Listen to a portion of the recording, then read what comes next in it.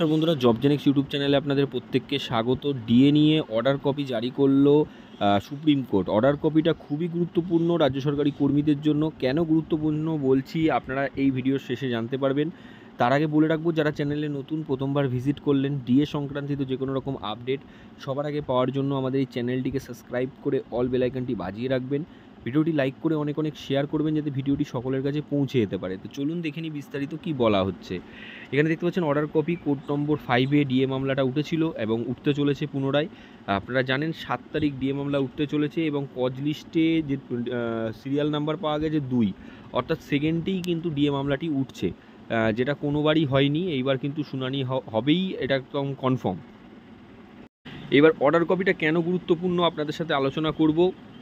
Order কপির শেষের দিকে আসলে আপনারা দেখতে পাবেন এখানে অর্ডার বলে একটা জিনিস লেখা আছে। দেখতে পাচ্ছেন let be matter be not deleted from the date already notified 7th May 2025। অর্থাৎ এখানে দেখতে পাচ্ছেন যে পরিষ্কার লেখা রয়েছে let the matter be not deleted from the date already notified 7th May 2025। অর্থাৎ 2025 থেকে এই ম্যাটারটাকে কিন্তু ডিলিট করা যাবে না বা এই ম্যাটারটাকে কিন্তু পিছোনো যাবে না।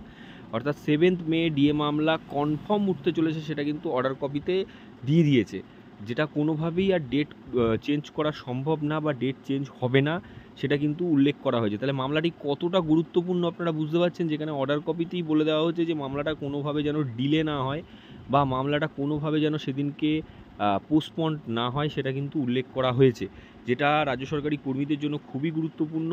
এখানে দেখতে পাচ্ছেন অর্ডার কপিতে পরিষ্কার উল্লেখ করে দিয়েছে যে 7ই মে ডিএ মামলা উঠতে চলেছে এবং সেটা কোনোভাবে যেন ডিলিট বা ডিলিট না হয়, অর্থাৎ সেই ডেটটা যেন চেঞ্জ না হয়। এবং সিরিয়াল নাম্বার 2-এ রয়েছে, সেটা আপনারা অলরেডি জেনে গেছেন, যেটা আপনারা অনেকবার চেয়েছিলেন যে ডিএ মামলা সামনের দিকে উঠুক, তাহলে দীর্ঘ শুনানির যেটা প্রয়োজন ছিল সেটা হবে। তো আমরা আশাবাদী এবার ডিএ মামলার শুনানি হবে। ফল কী হবে সেটা আপনারা প্রত্যেকেই জানেন, রাজ্য সরকারি কর্মীরা জয়লাভ করবে, সেটা শুধু সময়ের অপেক্ষা।